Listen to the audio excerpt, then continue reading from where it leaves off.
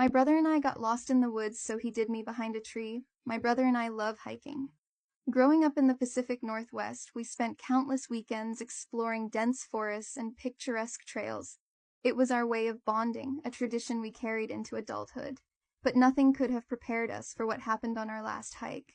We set off early, the morning sun filtering through the thick canopy above. The trail was one we hadn't explored before, supposedly leading to a stunning, hidden waterfall.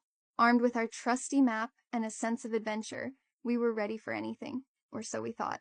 A couple of hours in, we reached a fork in the path that wasn't marked on our map. After a brief debate, we chose the left trail, convinced it was the right direction. It wasn't. As the hours passed, the trail became less distinct, the forest thicker and more oppressive. We tried to retrace our steps, but everything looked the same. Panic began to set in. Our phones had no signal, and the sun was starting to set. We were well and truly lost.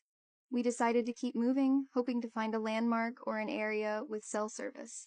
That's when my brother fell tumbling down a hill and out of nowhere fell into a small cave with mushrooms and moss everywhere. I froze, my heart pounding. My brother laying there senselessly, and I just called out to him, but no response. After what felt like an eternity, he called out my name and said, "A little help, please." I quickly grabbed him out.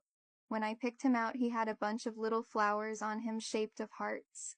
That just made me feel so tingly.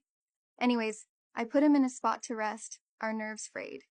My brother decided we needed to leave a mark, something to guide us if we had to retrace our steps again. He took out his pocket knife and gave it to me. I walked over to a nearby tree. With swift, deliberate movements, I carved a large X into the bark.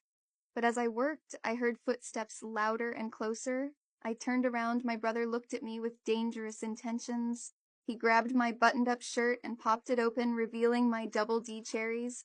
I dropped the knife, and he pulled me behind the tree, whispering demandingly, "Don't move."